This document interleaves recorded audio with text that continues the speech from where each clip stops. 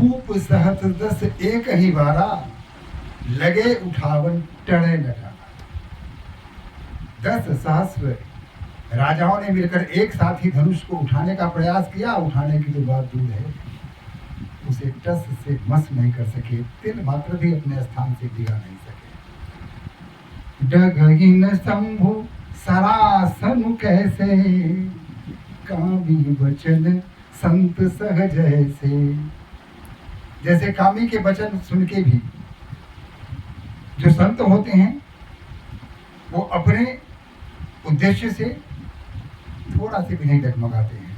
ऐसा ही हुआ, और जब यह हुआ तो राजा जनक अत्यंत दुखी हो गए, रोष आ गया, क्रोधित भी हुए और कहा, दीप दीप के भूपति नाना, आए सुनी हम जो पन उठाना। सभी दीप दीप के राजाओं ने यहाँ आने का कष्ट किया। यह सुनकर, जो मैंने प्रण किया है वह सुनकर के लोगों ने यहाँ आया। सबों ने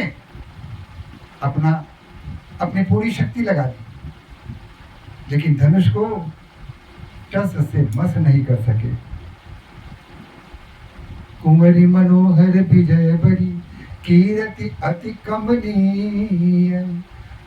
पावनिहार बिरंचु जनु, रचयु न धनु धमनी। सुंदर मनोहर हमारी राजकुमारी और बहुत बड़ी विजय और तीनों लोक में कीर्ति स्थापित करने का यह जो अवसर मिला, लगता है इस अवसर को प्राप्त करने के लिए विरंची ने कोई ऐसा मनुष्य बनाया ही नहीं, कोई ऐसा वीर बनाया ही नहीं। अब जन को माखे भटमानी, वीर विहीन मही में जानी। अब कोई अपने आप को वीर न कहे। मैं आज समझ गया कि यह विश्व वीरों से खाली है। संसार में कोई ऐसा एक वीर नहीं हुआ जो इस धनुष को हल्का सा भी टेढ़ा कर सके, हटा सके, तिल मात्र भी अपने स्थान से इसको हटा सके। ऐसा कोई वीर नहीं हुआ। उन्होंने कहा, तजहु आस निज निज गृह जाओ, लिखान विधि वैदेही विवाहु। कहा कि अब बैठ के क्या कर रहे हो, क्या देख रहे हो आप लोग? अरे जो करना था वो तो किया नहीं। माथा झुका के, मुंह छुपा के चले आए, अपने स्थान पर बैठे हैं। अब अपने अपने घर जाइए। आप लोगों से कुछ होने जाने वाला नहीं है। मैं समझ गया कि आप लोग कितने वीर और बांकुड़े हैं। हमारी समझ में सब कुछ आ चुकी है। फिर कहते हैं, सुकृत जाई जो पनु परिहरऊ, कुंवरी कुंवारी रहूं का करऊं। अगर मैं अपने प्रण को तोड़ता हूं तो हमारी स्वीकृति तीनों लोक में बाधित हो जाएगी, अपयश होगा। लोग लांछना लगाएंगे कि प्रतिज्ञा तो की और भंग कर दी प्रतिज्ञा को।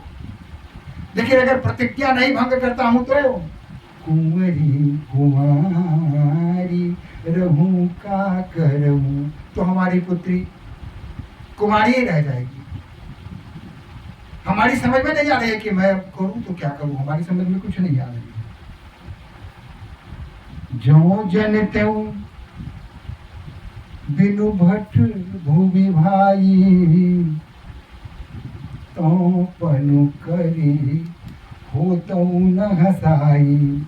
अगर मुझे यह पता होता कि संसार वीरों से खाली हो चुका है, विश्व में कोई वीर बचा ही नहीं, तो यह प्रतिज्ञा करके मैं अपनी हंसी नहीं उड़वाता, अपनी खिल्ली नहीं उड़वाता, अपयश मोल नहीं लेता।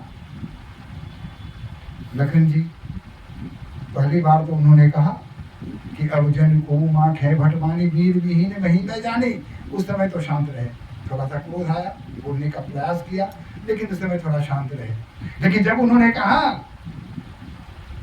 कि ज्यों जनित हूं बिनु भट भूमि भाई, तो पन करी हो तो न हसाई, यह जब बात लक्ष्मण जी ने सुनी तो कही न सकत रघुवीर डर।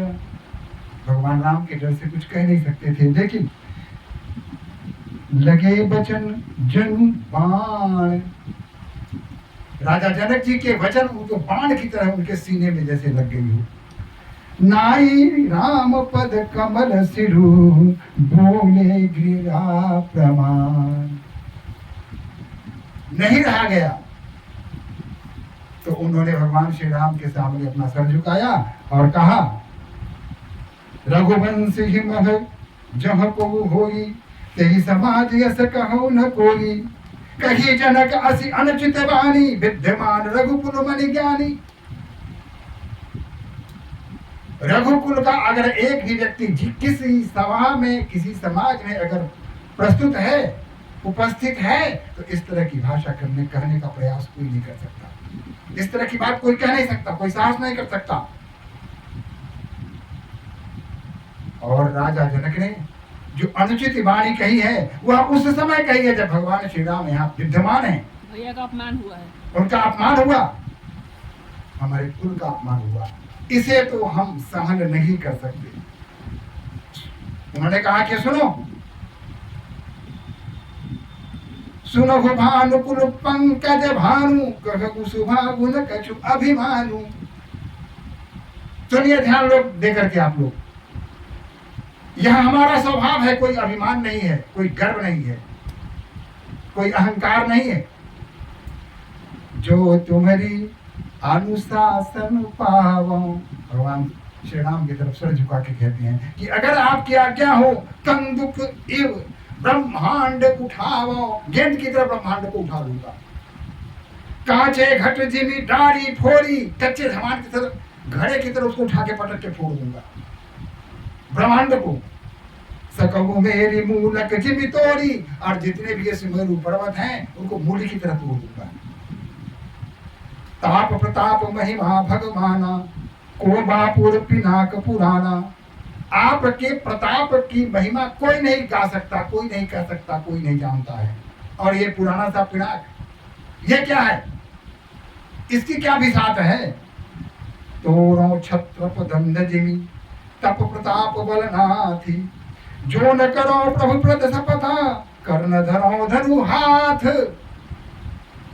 अगर इस धनुष को हाथ में लेकर 100 योजन तक अगर मैं दौड़ते हुए नहीं चला गया, तो आपके चरणों की का सौगंध, मैं धनुष बाण को कभी हाथ नहीं लगाऊंगा, छूऊंगा नहीं, यह प्रतिज्ञा देता हूं। यह वचन सुनते ही धरती डोलने लगी। देवता लोग घबरा गए और उपस्थित राजाओं में तो खलबली मच गई।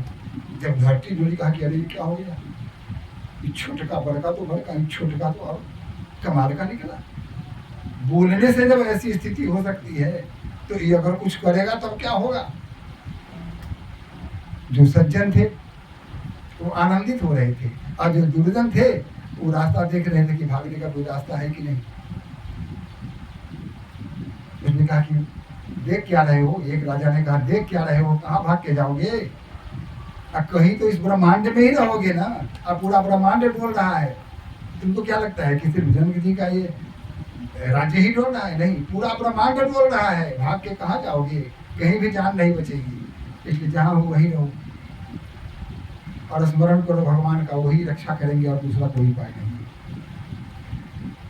जब भगवान राम ने यह बात सुनी तो गुरु ने संकेत किया कि राम शांत करो उसको।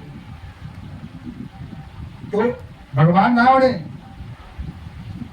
गुरु गुरु रघुपति सब मुनि मन माही, मुदित भगे पुनि पुनि पुन काही।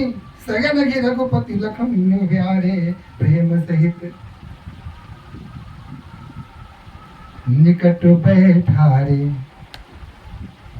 अब जब आए थे गुरु जी के साथ, तो दाहिनी तरफ भगवान राम बैठे थे गुरु जी के, और उनके बाईं ओर लक्ष्मण बैठे थे। और जब लक्ष्मण खड़े होकर के क्रोध में जब बोलने लगे, तो राम जी ने उन्हें संकेत से बुलाया अपने पास और बड़े स्नेह से अपने पास बैठा दिया। अब वो बाईं तरफ नहीं रहे, राम जी के पास जाकर बैठ गए। और स्नेह के साथ उसको देखने लगे। उनके अंदर, उनके भीतर अत्यंत आनंद की अनुभूति हो रही थी। तब विश्वामित्र ने देखा जनक, और जनक जी का हाल तो बेहाल था। कहा कि अरे क्या हो गया भाई, मैंने क्या कह दिया कि ये छुटका, ये आग बबूला हो गया, पूरा ब्रह्मांड को उठा के फेंकने पर लगा हुआ है। वो बेचारे कुछ समझ नहीं पा रहे थे, लेकिन उनकी मनोस्थिति को समझे भगवान गुरु विश्वामित्र। और तब उन्होंने कहा, राम को आज्ञा दी। हाँ, राम को आज्ञा दी। राम को आज्ञा दी। विश्वामित्र समय शुभ जाने, बोले अति स्नेह में वाणी। अत्यंत शुभ समय जानकर विश्वामित्र बोले, क्या बोले? उठहु राम भंजहु भव चापा, मेटहु तात जनक परितापा, मेटहु तात जनक परितापा, मेटहु तात जनक परितापा। जब गुरुजी ने कहा, गुरुजी की जब बात सुनी, सहज स्वभाव से सुन गुरु बचन चरण सिर नावा। गुरु की बात सुनकर भगवान श्री राम उनके चरणों में अपने सिर को झुकाते हैं। हर्षु विषाद न कछु उर आवा। न हृदय में कोई प्रसन्नता थी और न किसी प्रकार का कोई विषाद था। सहज स्वभाव, किसी प्रकार का कोई बदलाव नहीं, जैसे पहले थे वैसे ही, वैसा ही सस्मित आनंद, मुस्कुराता हुआ चेहरा, चेहरे पर गंभीर वीरत्व का भाव। ठाढ़े भये उठी सहज सुभाव। जैसे पहले उठते थे वैसे ही खड़े हो गए। ऐसा नहीं कि अभी तमक के उठ के, जैसे राजा तमक के उठते थे तोड़ देंगे, कहीं हमरा से पहले उन्हें तोड़ देंगे, ऐसा कुछ भी नहीं। सहज सुभाई ठवनी जुआ मृगुजाज लजाए। जब वो खड़ा हुआ तो सिंह को भी लजाने वाली उनकी मुद्रा थी। उनको देख करके सिंह भी लजा सकता था, ऐसे वीर भाव से वो खड़े थे। सहजता थी, इसमें कोई बनाव नहीं था, कोई बनावट नहीं था, कोई दिखावा नहीं था। उदित उदय गिरि मंच पर रघुबर बाल पतंग, विकसे संत सरोज सब हर्षे लोचन भंग। ऐसा लगा कि उदयगिरी के ऊपर भगवान भास्कर उदित हो रहे हैं, उदयमान हो रहे हैं। उसी प्रकार मंच से उठते हुए भगवान राम दिखे। जितने भी संत रूपी सरोज थे या सरोज रूपी संत थे, वो सभी सूर्य को देखकर जैसे कमल खिल जाते हैं, वैसे भगवान श्री राम के उस स्वरूप को देखकर जितने संत समाज थे सब खिल गए। सबके हृदय में आनंद भर गया, सब हर्षित हो गए। निपहि केरी आशा निसिनासी, वचन नखत अवनी न प्रकाशी, मानी महिप कुमुद सकुचाने, कपटी भूप उलूक लुकाने। भगवान राम श्री को खड़े होते ही जनक, राजा जनक के मन में जो विषाद था वह काफी सीमा तक कम हो गया, आश्वस्त हो गया। कहा कि अब हमारी मनोकामना पूरी हुई। और जितने भी छल कपट ऐसे राक्षस जो क्षत्रियों का रूप बना करके राजा के रूप में आए थे, वो उल्लू की तरह छुपने लगे, अपने आप को छुपाने लगे। ऐसी स्थिति हो गई। सहज ही चले सकल जग स्वामी, मन मंजू वर कुंजर गामी, चलत राम सब पुर नर नारी, पुलक पूरी तन भगे सुखारी। भगवान राम धीरे धीरे कदम से आगे बढ़ाते हुए धनुष शाला की ओर धीरे धीरे धनुष के पास जा रहे हैं। नगर के जितने भी नर नारी हैं सभी प्रसन्न हो रहे हैं और मन ही मन प्रार्थना कर रहे हैं ईश्वर से। जितनी भी पूर्ववासी थे वे सभी भगवान गणेश से प्रार्थना कर रहे हैं कि हे भगवान गणेश, कृपा करो, इनके पिनाक धनुष में जो भार है उस भार को समाप्त कर दो, ताकि भगवान राम जाकर के उसको सहज ही उठा सकें और धनुष भंग कर सकें। पूरे नगर वासियों का आशीर्वाद भगवान राम के साथ है। इधर माता सुनैना कहती है कि अरे क्या हो रहा है, ये तुम लोग क्या कर रहे हो?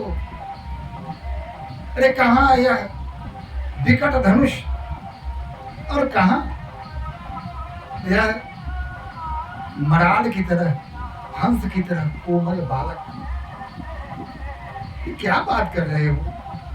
अब सुमेरु पर्वत को उठाने की बात कहे, मराल को कहा जाए, हंस को कहा जाए, तो ये कभी संभव है? तो ऐसा ही लग रहा है जैसे कि एक हंस को कहा जाए कि जाओ सुमेरु पर्वत उठा लो। अरे कोई न रोको, ये कोमल है, ये राजकुमार है, इनसे कुछ नहीं होगा, कोई रोको, यह अनीति मुझे पसंद नहीं, रोको उन्हें कोई।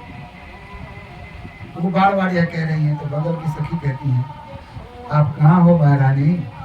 ये देखने में जैसे है वैसे है नहीं। आपको मालूम है ना, तारका, सुबाहु, इस सबको एक ही बार में समाप्त कर दिया। और यही नहीं, मारीच को ऐसा बाण मारा कि शतयोजन सागर के पास जाकर के गिरा, बिना ताकत से हो गया।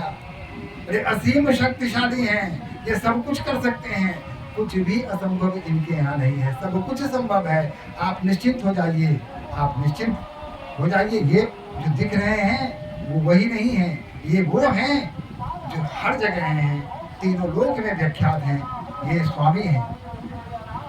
तब जाकर के माता सुनैना के मन में थोड़ी सी आशा की किरण जगी और तब बड़े प्रेम से भगवान राम को जाते हुए देखने लगे। और इधर सीता मैया की तो बात ही पूछो, जब राम चले तो उन्होंने राम जी को भर नेत्रों से देखा, निर्निमेष देखते रहे। तभी इन्हें ध्यान आया कि हमारी सखियां भी हैं, ये सब क्या कहेंगी। तो फट से उन्होंने क्या किया, उनके स्वरूप को अपने अंदर में बैठा दिया, आंख बंद कर दी। और आंख बंद करने के बाद कहा कि हे माता उमा, प्रार्थना करने लगे। इस तरह हाथ जोड़ के कि हे माता, हे जगत पिता, आप कृपा करो, किसी भी तरह ऐसा करो कि यह धनुष का भार कम हो, ये सहज ही उसे उठा सके।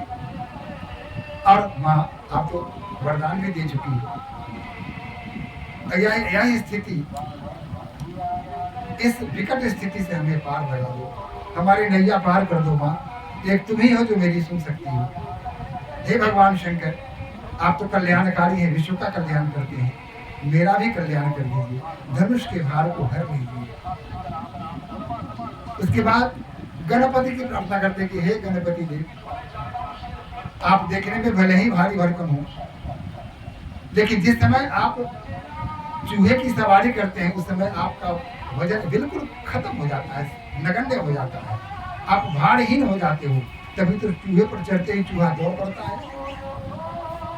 तो भार हरण करने में तो आपको महारत हासिल है, इसलिए आप कृपा करो धनुष का भार हर लो, यह इतना हल्का हो जाए कि भगवान जी छुए और आराम से इसको उठा लें और इसे तोड़ लें।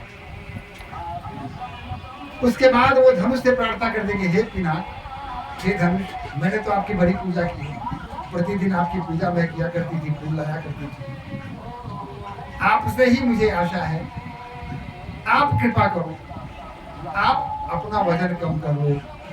पिनाक मानो कह रहा है, हम अपना वजन कहाँ रखें, हमारा वजन है उसको कहाँ रखें, ताकि अपना वजन जो देवता सब बैठा हुआ है उस सबको माथा पर डाल दीजिए, आप हल्का हो जाइए, अपना सब भार लेकर के उन देवताओं, उन राजाओं के वो माथे पर डाल दीजिए और आप हल्के हो जाइए, ताकि भगवान राम आपको सहज ही उठा सके। पिनाक हंसे, फिर माता धरती को कहा कि हे माँ, आप इसके भार को कम कर दीजिए।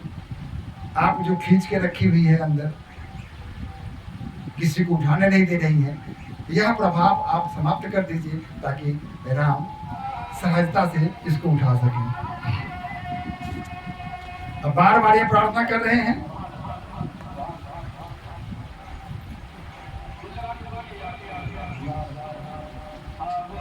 और इधर जो पूर्ववासी हैं उनमें कोलाहल मचा हुआ है।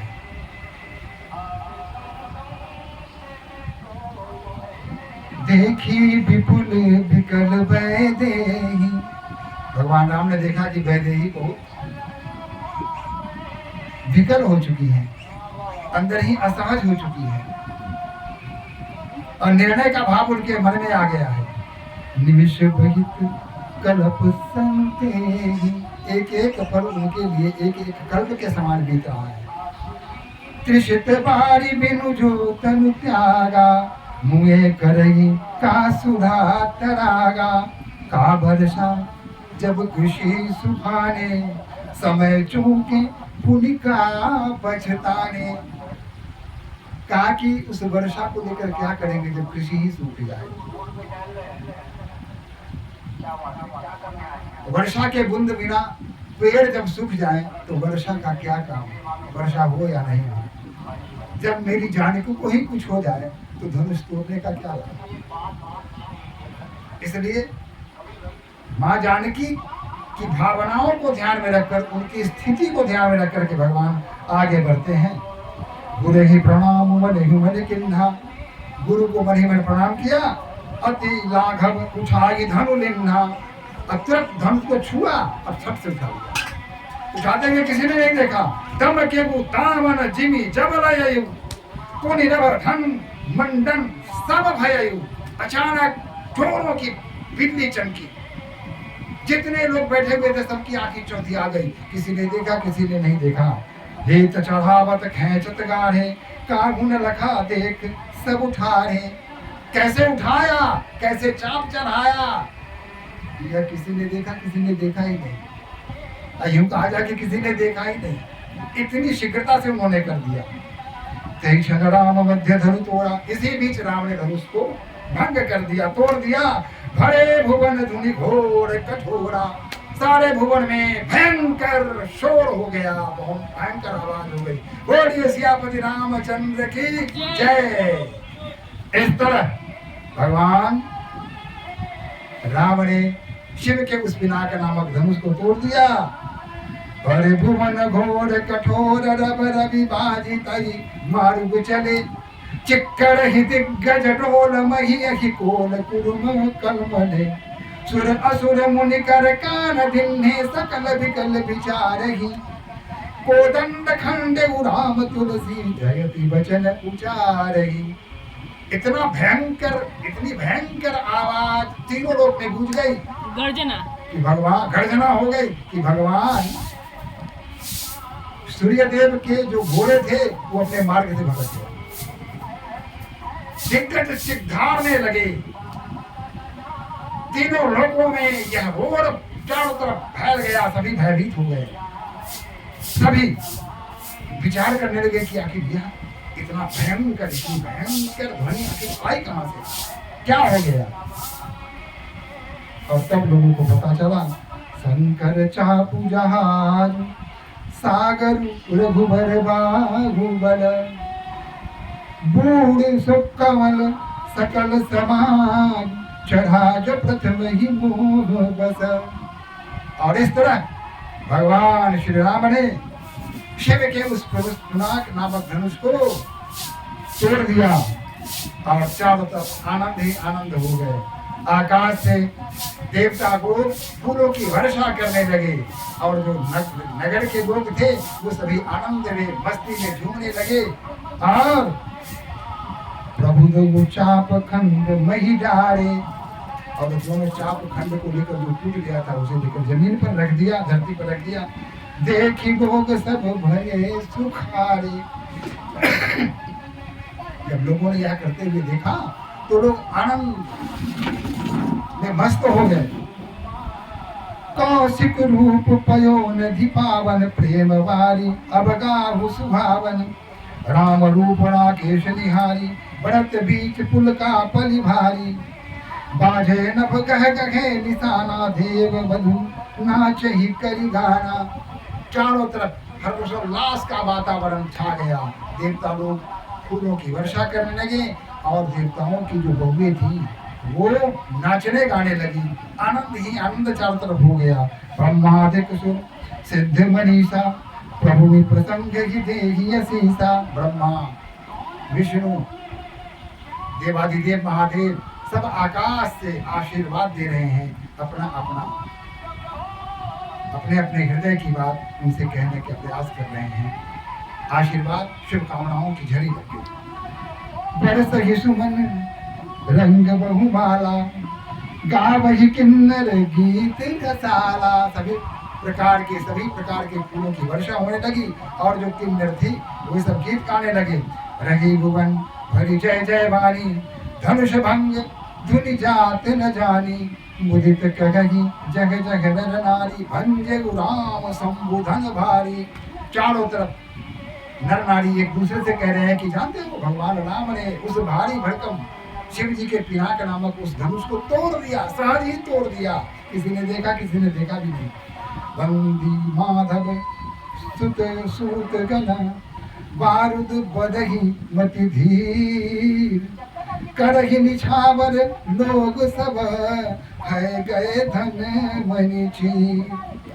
और लोग राजा जनक की तो बात हटाइए, जो नगर के लोग थे, कोई हाथी लुटा रहा है, कोई घोड़ा लुटा रहा है, कोई रुपए पैसे लुटा रहा है, कोई सोना, कोई चांदी, जो भी जिसके पास है वो लोगों को लुटा रहा है। ऐसा आनंद का वातावरण वहाँ सृजित हो गया था। चारों तरफ आनंद थे। तब सखी सहित हर्षी अति रानी। रानी सखियों के साथ अत्यंत खुशी हो गई। क्या मन में संदेह था एक छोटे से बालक को ये इतना सुकुमार है, भला ये उस शिव के पिनाक नामक धनुष को जो कठोर है कैसे तोड़ सकता है? संभव ही नहीं। सूखत धान पड़ा जनु पानी। ऐसे लगा जैसे धान का फसल सूख रहा हो, अचानक पानी पड़ गया। वर्षा मिलते ही जैसे धान के फसल में हरियाली आ जाती है, वैसे ही रानी के मन में, रानी सुनैना के मन में भी प्रसन्नता का भाव उत्पन्न हो गया। जनक लेहु सुखी सोच बिहाई पैर न थके था जनु पाई। और राजा जनक तो आनंद में इतने मग्न हो गए कि कहाँ पैर रखना चाहिए, कहाँ रखना चाहिए, इसका भी ज्ञान भूल गए। अपने शरीर की सुधि ही नहीं रही। जैसा विदेह नाम था वैसा ही विदेह हो गया। श्रेहित भये भूप धनु टूटे जैसे दिवस दीप छवि छूटे। सिए सुख ही बरनिय के ही भांति जनु चातकी पाई जनु सुहाती। अजय दुष्ट राजा थे, सपना लेकर आए थे कि धनुष तोड़ देंगे, सारे के सारे निस्तेज हो गए। मुख मलिन पड़ गया, एकदम सकुच गया। धीरे धीरे निकल निकल के लोग अपना चुपके से मुंह छुपा छुपा के जाने लगे। और सिया सुख ही बड़ी नहीं कही भांति। और माता सीता के हृदय में किस प्रकार की का आनंद था यह वर्णन करना बड़ा कठिन था। क्योंकि जिस प्रकार जातक को अचानक स्वाति का एक बूंद मिल गया, तो वही स्थिति माता जानकी थी। वो आनंद में विभोर हो गई। उनको तो उनकी जो मनोवांछित आशा थी, इच्छा थी, याचना थी, मनवांछित याचना पूरी हो चुकी थी उनकी। अब राम ही लखन बिलोकत कैसे शशि चकोर बिलोकू जैसे। राम और लखन को माता सीता उस प्रकार देख रही हैं जैसे चकोर रात्रि में चंद्रमा को देखता है। माता सीता की आंखें चकोर बन गई और राम और लक्ष्मण भावों पूर्ण चंद्रेंदु उगे हुए हैं, उनको देख रहे हैं। सतानंद तव आय सुधिन्हा सीता गमनु राम त्वहि किन्हा। और तब सतानंद जो कुल पुरोहित थे, उन्होंने आज्ञा दी कि अब आगे का कार्यक्रम किया जाए। धनुष भंग हो चुका है, प्रतिज्ञा आपकी पूरी हो चुकी है। अब अगला काम तो ये है कि माता जानकी आए और भगवान श्री राम के गले में माला डालें। और इस तरह अब क्या होता है, संग सखी सुंदर चतुर गावहि मंगल चार, गवनी बाल मराल गति सुषमा अंग अपार। सखियों ने सीता जी को चारों तरफ से घेर लिया और उन्हें लेकर धीरे धीरे मंद मंद गति से आगे बढ़ती हुई श्री राम की तरफ जाने लगी और मंगल गीत गाने लगी।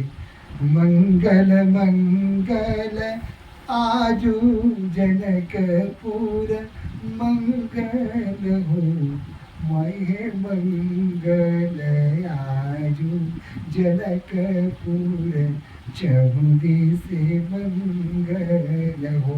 और देवता लोग भगवान राम के गीत गुण गाने लगे।